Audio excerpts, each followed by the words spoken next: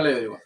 இன்னைக்கு நம்ம என்ன பார்க்க போறோம் அப்படின்னா சிபிஎஸ்சி 10th மேக்ஸ்ல 14th சாப்டர்ல ஃபர்ஸ்ட் எக்ஸசைஸ் ஒரு எக்ஸசைஸ் தான் இருக்குது. அந்த ஒரு எக்ஸசைஸ்ல 9th சம் பார்க்க போறோம். ஓகேவா? சரி, என்ன சம் பார்க்கலாம். A box contain 5 red marbles, 8 white marbles and 4 green marbles.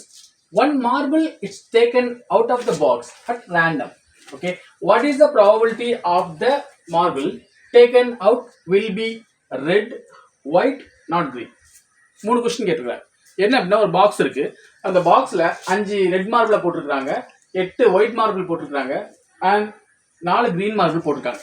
மொத்தமா என்ன செஞ்சிருக்காங்க, எல்லா மார்பிளும் ஒரு பாக்ஸ்ல போட்டு வச்சுக்காங்க.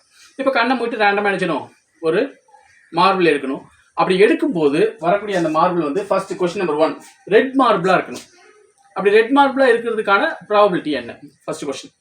Second question white. ஸோ அதே மாதிரி கண்ணை மட்டும் எடுக்கிறோம், ரேண்டமாக எடுக்கும்போது ஒயிட் மார்பிள் வர்றதுக்கான ப்ராபபிலிட்டி என்ன? Third one not green. இந்த நாட் கிரீன் வரும்போது அது நெகட்டிவ். ஓகேவா? ஸோ அதுக்கு தனி ஒரு ஃபார்முலா இருக்குது. ஸோ நாட் கிரீன் டேரெக்டாக நினைச்ச முடியாது, கண்டுபிடிக்கும். நாட் அப்படின்னு வந்துட்டாலே அது டேரெக்டாக கண்டுபிடிக்க முடியாது. ஃபர்ஸ்ட்ல க்ரீனை கண்டுபிடிச்சிட்டு அதுக்கப்புறம் நினைச்சிடும் 1 மைனஸ் நாட் கிரீன் அப்படின்னு போட்டோம் அப்படின்னா நிச்சயம் அந்த இது வரும். அதுக்குரிய ஃபார்முலா நினைச்சுவோம், இன்னைக்கு பார்க்கணும். சரி, இப்போ சொல்யூஷன். ஃபர்ஸ்ட்ல நினைச்சிருக்கேன் அப்படின்னா கிவன் டேட்டாஸ் எழுதிக்கிறேன். Number of red marbles 5. Okay, அப்போ மொத்தம் எத்தனை ரெட் மார்பிள் இருக்கு? 5 இருக்குது. Number of white marble 8. ஓகேவா? 8 ஒயிட் மார்பிள்ஸ் இருக்குது. Number of green marbles 4. Total number of marbles 5 plus 8 plus 4 equal to 17. So n of s equal to 17. Already நம்ம இந்த introduction வீடியோவில் பார்த்த மாதிரி மொத்தமாக இருக்கிறது என்னது, டோட்டலாக இருக்கிறது நம்ம n of s சொல்லுவோம். சரி, இப்போ first question probability of getting red marble. சரியா? ஸோ இதை என்ன பண்ணிக்கிறேன், n of a, I mean p of a equal to n of a by n of s. இதுதான் இதுக்குரிய ஃபார்முலாஸ். ஸோ இந்த ப்ராபபிலிட்டி மொத்த சாப்டருக்கும் இந்த ஒரு ஃபார்முலா தான். நாட்டுன்னு வரும்போது மட்டும் எக்ஸ்ட்ரா நிச்சயம் ஒரு ஃபார்முலா வரும். மொத்தமே இதில் இந்த சாப்டரில் மொத்தமே 2 ஃபார்முலாஸ் தான். சரி, நான் எதுக்காக இது ஏன்னு வச்சிருக்கேன் அப்படின்னா, இது ஃபர்ஸ்ட் கொஸ்டின் அப்படிங்கிறனால நான் நினைச்சேன், எனக்கு புரியுறதுக்கு அப்படிக்காக நான் நினைச்சேன் ஏன்னு வச்சுக்கிறேன். செகண்ட் கொஸ்டின் பின்னு வச்சுக்கிறேன், தேர்ட் கொஸ்டின் சின்னு வச்சுக்கிறேன். இப்படி நினைச்சலாம், நம்மளோட டிஃபரன்ஷியேட் பண்றதுக்காக நம்ம நினைச்சலாம் அப்படி வச்சுக்கலாம். ஸோ n of a என்னது நமக்கு இங்க ரெட் மார்பிள். அப்போ ரெட் மார்பிள் என்னது 5 போட்டுக்கோங்க. n of s டோட்டல் எவ்வளோ 17. இதை கட் பண்ண முடிஞ்சா கட் பண்ணுங்க, கம்ப்ரஸ் பண்ண முடிஞ்சா பண்ணுங்க. பாயிண்ட் டெசிமல் பாயிண்ட்ல வர்ற மாதிரி என்ன செய்ய வேண்டாம், நம்ம பண்ண வேண்டாம். அப்போ ஃபர்ஸ்ட் கொஸ்டினோட ஆன்சர் வந்து 5/17. இதோட மீனிங் என்ன அப்படின்னா, 17 டைம்ஸ் நீங்க கண்ணை மூடி எடுக்கிறீங்க. மொத்தமே 17 மார்பிள்ஸ் தான் மொத்த டோட்டல் இருக்கு.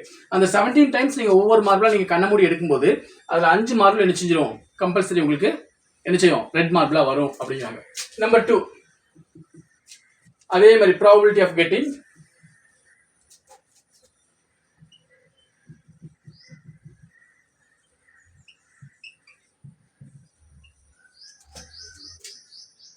a white marble.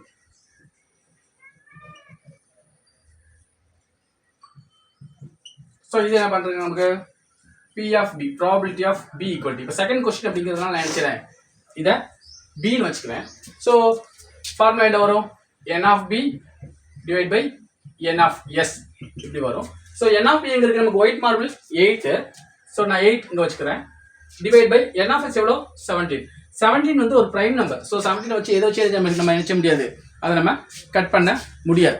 ஸோ அதனால நினைச்சது 17 அப்படியே நினைச்சிடுறாங்க, அப்படி கொடுத்துட்றாங்க. ஓகே, வேற வழி இல்லை. சரி, இப்போ third question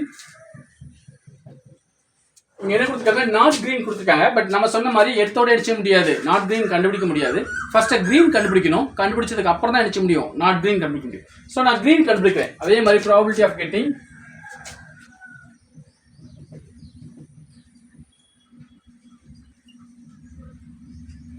green marble. So இது n of c ன்னு வச்சுக்கிறேன். Sorry, p of c, probability of c, n of c divided by n of s. n of c எனக்கு என்ன கொடுத்துருக்காங்க, 4 கொடுத்துருக்காங்க. ஸோ 4/17. இப்போ என்ன பண்றேன், probability of getting not green marble நினைச்சலாம் போடலாம்.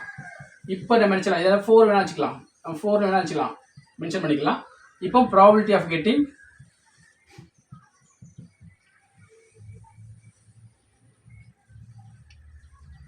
not green. இப்போ நாட் கிரீன் கண்டுபிடிக்கணும். அப்போ P of C dash. கவனிங்க, not green, I mean negative number வரும்போது டேஷ் அடிச்சிரும் போடுறோம். இதுக்கு ஃபார்முலா என்ன? 1 minus P of C. Okay, 1 minus இங்க வந்து 4/17 இருக்குது. இதை நம்ம வந்து சிம்பிளிஃபை பண்றோம். எப்படி பண்ணுவோம்? 17 into 1 17 minus 4 divide by 17 வரும். அப்ப ஆன்சர் என்ன? 17 minus 4 என்ன வரும்? 13 வரும். 13/17. ஸோ 17 டைம்ஸ் நம்ம எடுக்கிறோம் அப்படின்னா 13 டைம்ஸ் கம்பல்சரி என்ன வராது நமக்கு? Not green, I mean green நினைச்சது நமக்கு வராதுன்னு நினைச்சாங்க சொல்றாங்க. ஸோ ஃபர்ஸ்ட்ல கிரீன் பார்க்குறோம். கிரீன் பார்த்துட்டு அதுக்கப்புறம் என்ன? 1 minus P of C. இதுதான் வந்து செகண்ட் ஃபார்முலா. ஸோ இந்த ரெண்டு ஃபார்முலாஸ் மட்டும் செஞ்சா போதும், நம்ம பார்த்தா போதும். நம்ம என்ன பண்ணிடலாம்?